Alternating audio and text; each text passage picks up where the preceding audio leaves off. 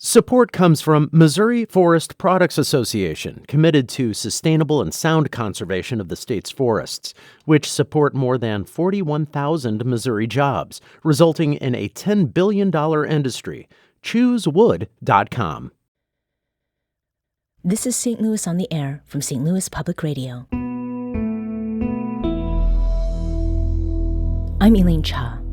A lot of them didn't really have anything on their credit, but for them to come and learn about credit, amazing. For my first year, they actually gave me an internship with the National Society of Black Engineers. There's also a narrative that people don't want to work anymore. I just don't think that narrative is accurate. STL Youth Jobs definitely helped me get my adulting together, for sure. Late spring's the time of year that many young people are considering internship or part-time job options. Sometimes it's to make a little spending money.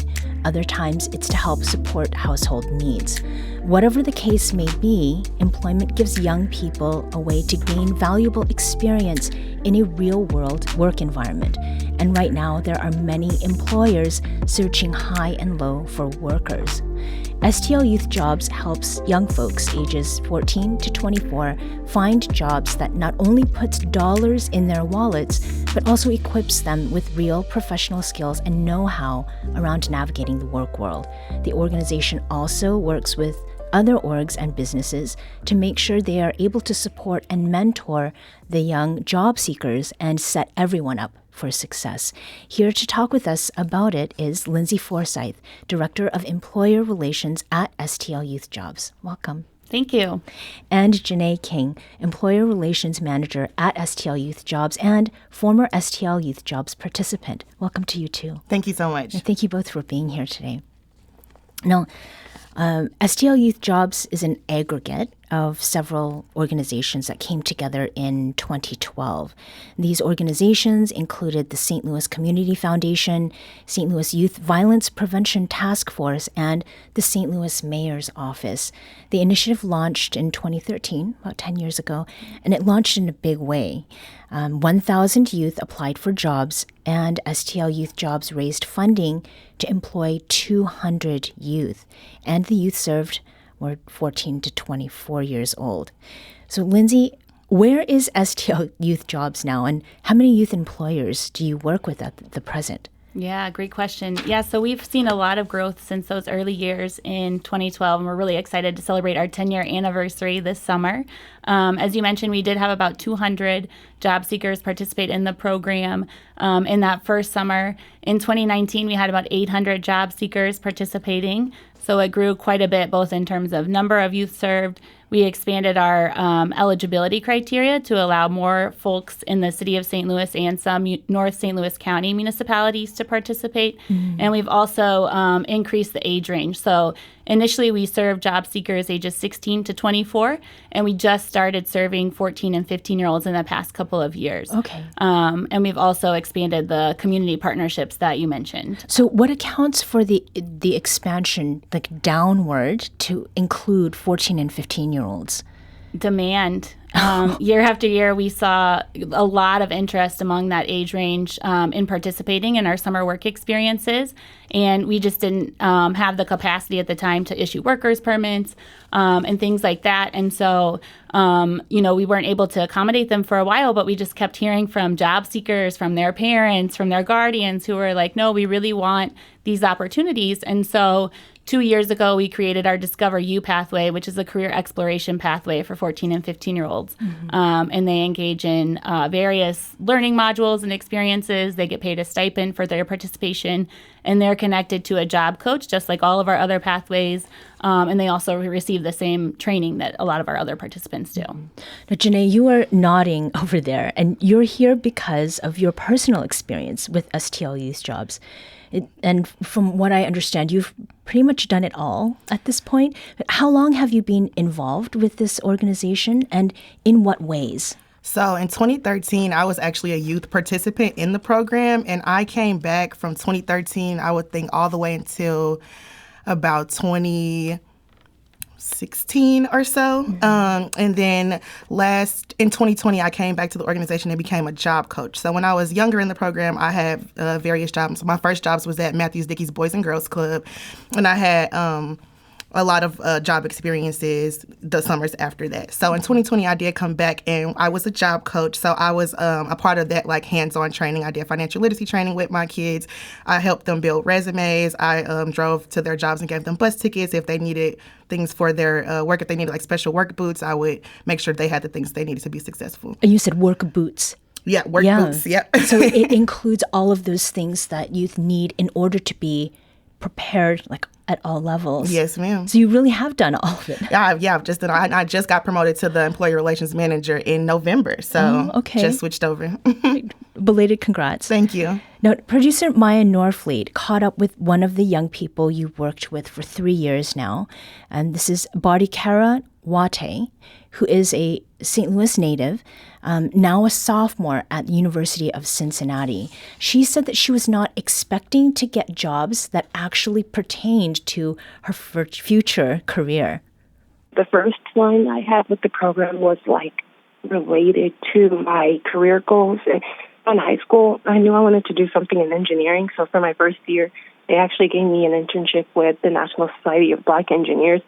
And this was all remote due to COVID, but I worked with their e-board and the activities and resources they provided to the NSBE Junior chapters. My second one, I worked for this startup company, or at least it was a company that helped startups that focused in areas of biotechnology. It was STL. My third year, I got placed as a program ambassador, and that's where I worked directly with STL Youth Jobs. So, Lindsay, how typical is what she's sharing about getting connected with something she actually wanted to pursue as a career, not just as a job?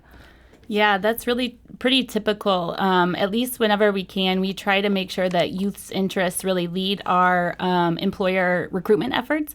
And so that's something that Janae and I are always attuned to in terms of what are job seekers looking for, in addition to knowing, what jobs are in demand and what jobs will produce thriving wages. We always want to make sure that we have job opportunities that are connected to job seekers' long-term goals.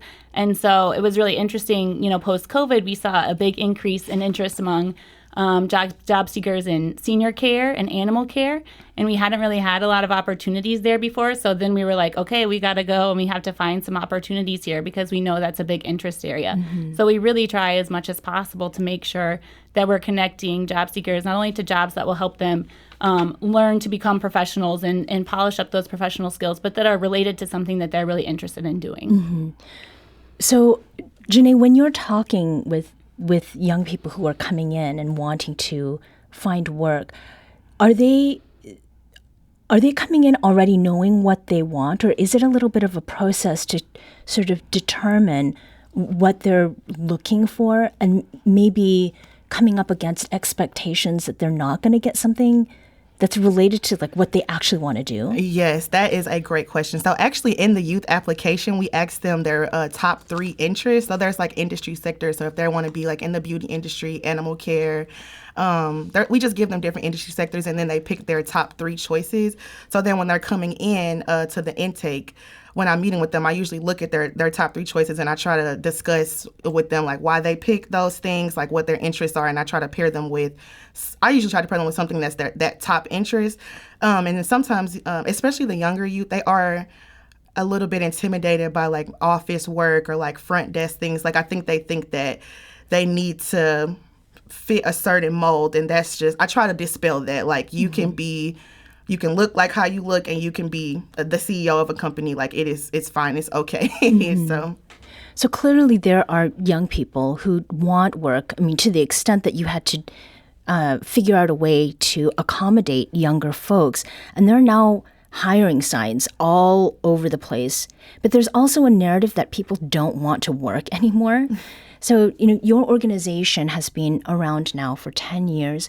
What do you say to those who share that sentiment that they think that no one wants to work?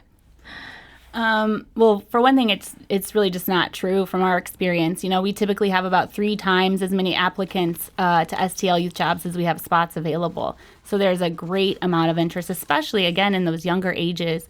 Not only 14 and 15-year-olds, but 16, 17, 18-year-olds. They're very eager to start working for a number of reasons. And I think one thing that I would say, too, is that they're very eager to work in jobs that are supportive of their professional growth. And so, some of the jobs that are available right now or some of the opportunities that might be available, maybe they don't want to work in them because they might not feel welcome in that job. They might not feel like it's advantageous to their personal and professional growth. And they do have options. They do have a lot of options. And so I just don't think that narrative is accurate. And we see it firsthand in our applications and the interest in our job seekers. Yeah. Janae, do you have anything to add to that? Yeah, I think that a lot of the young people they're seeking jobs that are a little bit more advanced than the typical, maybe what somebody 16, 10 years ago. Like the youth now, like they're more interested in like things on the computer or things, maybe they don't want to work at a fast food restaurant, but they want to be, at a front desk or something like that. So I think it's just the interest in the industries have shifted as the times have changed. Mm-hmm. We need to take a quick break, but we'll be back shortly to continue this conversation. This is St. Louis on the Air on St. Louis Public Radio.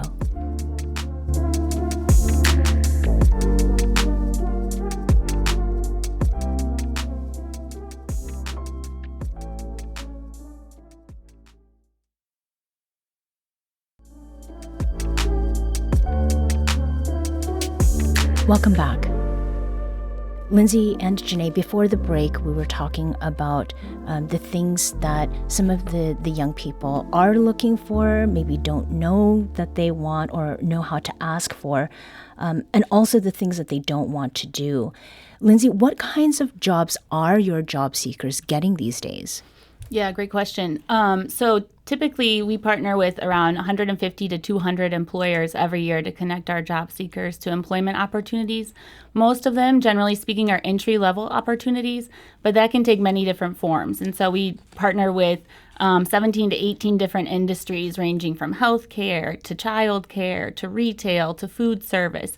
And we work with employers that are small and independently owned businesses like AG Photography, all the way up to large corporations and institutions like BJC Healthcare. Mm-hmm. And so really it does take whatever form the young person is interested in. We try to make sure that we have businesses to accommodate them in a variety of industries. Mm-hmm.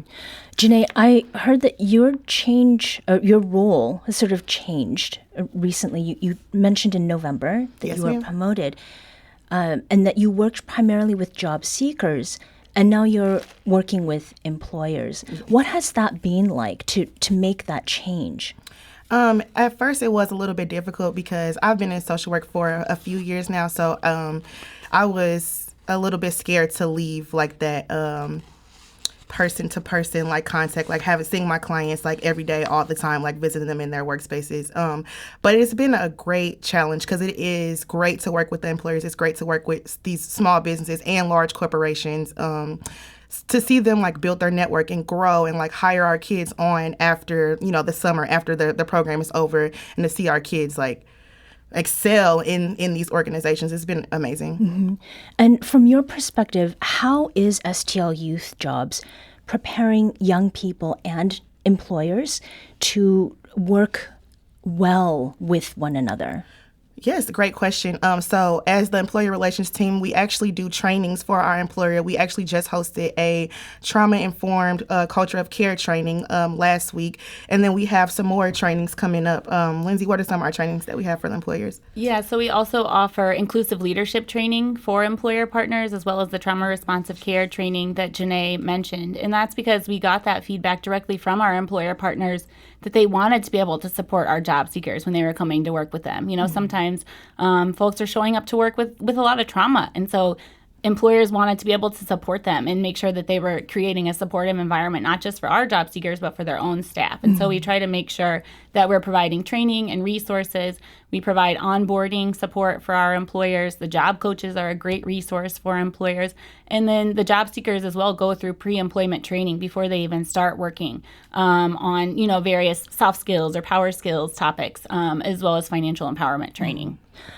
it sounds like there's a lot going on. And insofar as the employers are concerned and what you are providing, does it seem like employers have also sort of figured out what they need to ask you all for, rather than waiting for your organization to make those changes first? Yeah, I think so for sure. We've seen a lot of growth and evolution in employers in the way that they are working with our job seekers. Initially when I started working at STL Youth Jobs, we had some employer partners who really just looked at it as staffing, as free labor essentially, and that's really not the message that we want to send. We try to talk to all of our employers about not only the important role they're playing as a supervisor, but the important role they're playing as a mentor to our job seekers. And our employer partners are fantastic. They really embrace that role as a mentor, and so over the years they've become more they're drawn more and more into that role. And so I think they think about that in terms of not only the way that they interact, but also the jobs that they're offering to our job seekers as well. Now, one of the STL Youth Jobs current job seekers we heard from earlier, Bardikara Wate, told our producer about the other ways that this organization supports young people.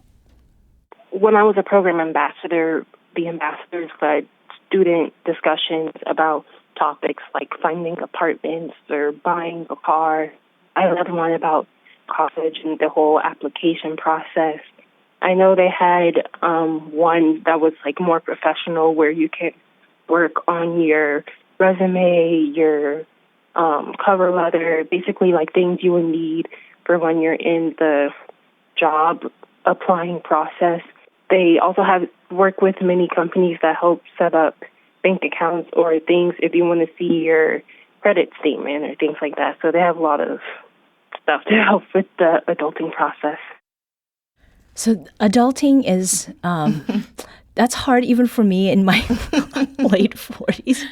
Janae, has your own experience, having come through STL Youth Jobs and now working there, has it mirrored what Bardikara was talking about? Yes, absolutely.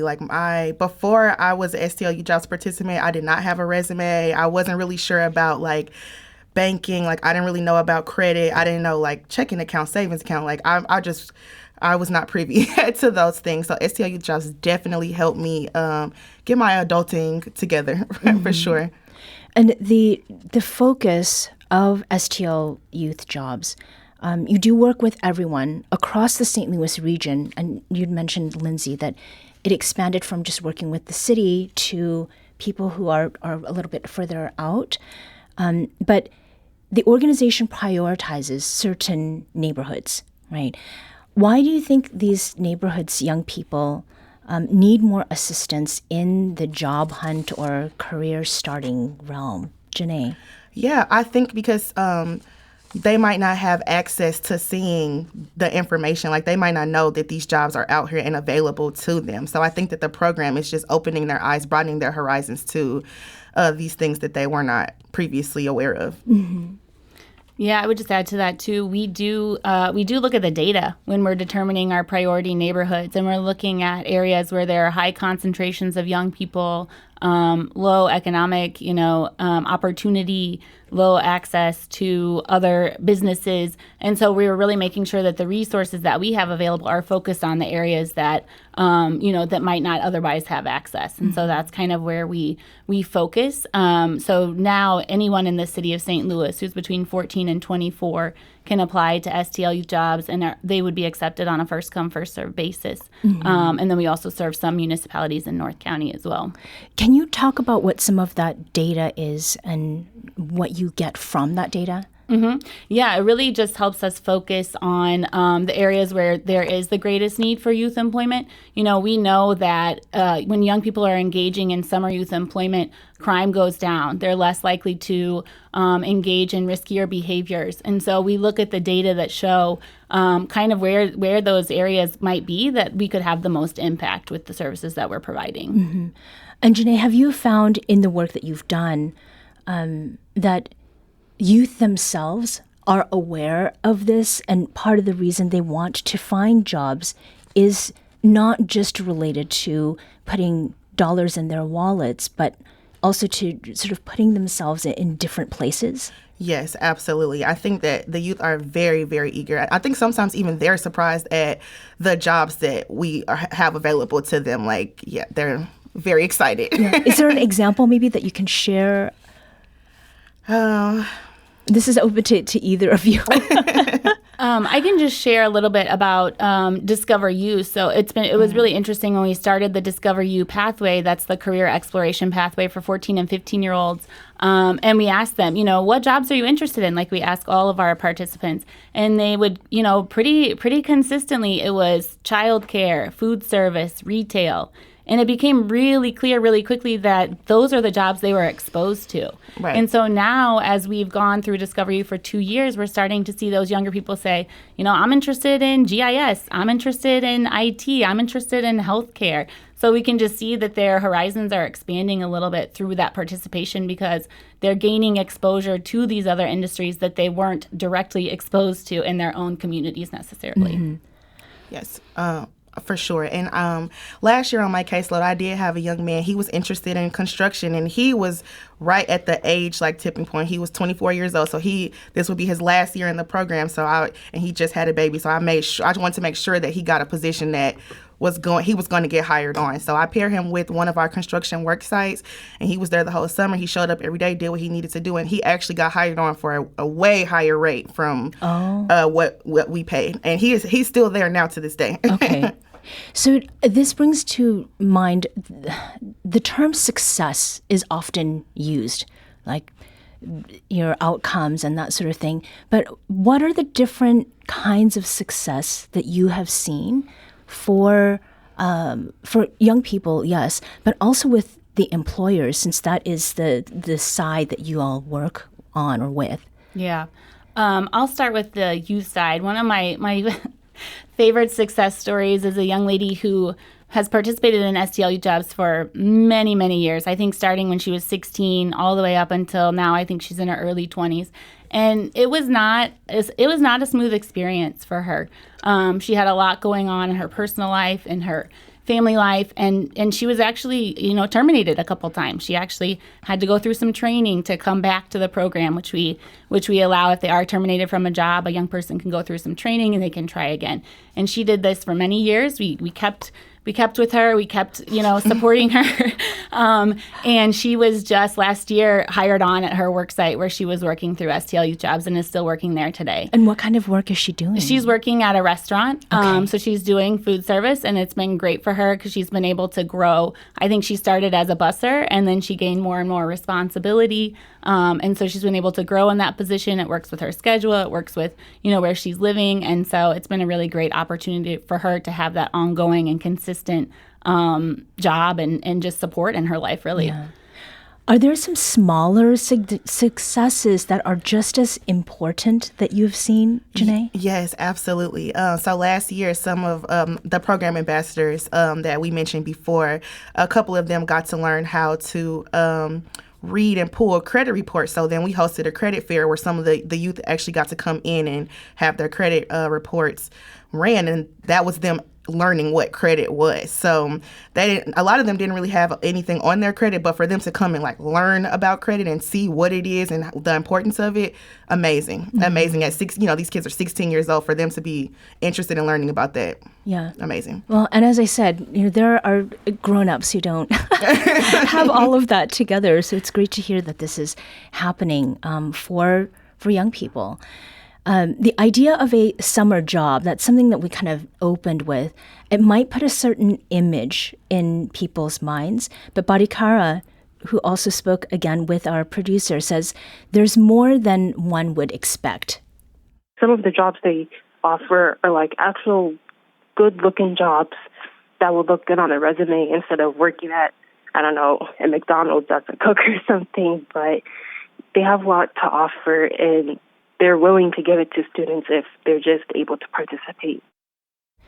So, Lindsay, how does this kind of a job that is not, flipping burgers, what does this do for a young person's sense of self and what they can do?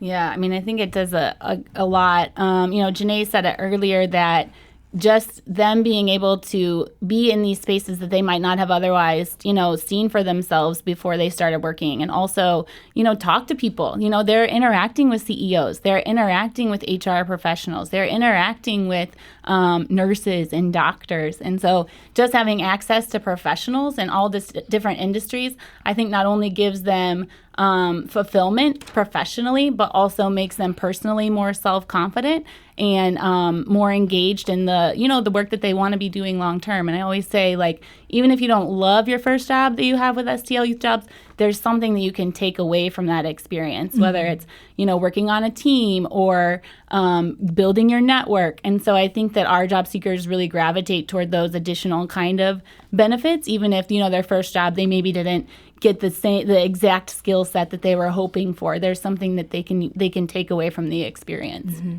And just as a final thought, Janae, are there any, beyond the individual employee and employer benefits, like community level benefits that you feel like come out of what STL Youth Jobs has been doing? Yes. I think some of the community benefits, especially because we have a lot of jobs, like in the neighborhoods, we have a lot of jobs that are literally in the neighborhood. So sometimes we'll have, because we usually try to pair the youth with the job in their neighborhood.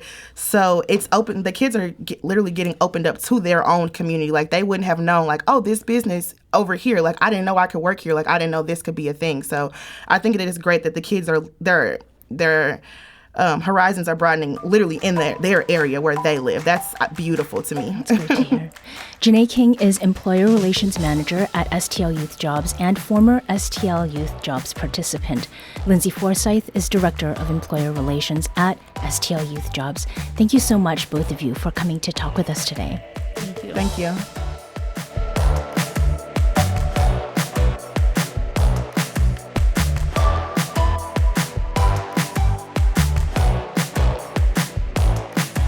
This episode was produced by Maya Norfleet. Our audio engineer is Aaron Dorr. This podcast was mixed and edited by Aaron. Our executive producer is Alex Hoyer. St. Louis on the Air is a production of St. Louis Public Radio. Understanding starts here. Our podcast proudly supports St. Louis artists by using music from Life Creative Group. Do you find yourself regularly listening to episodes of St. Louis on the Air? Suggest us to a friend you think might enjoy our conversations, and leave us a review and rating on Apple Podcasts on the App Store. It's the simplest way to help people discover our show. Thank you. St. Louis Public Radio is a member-supported service of the University of Missouri St. Louis.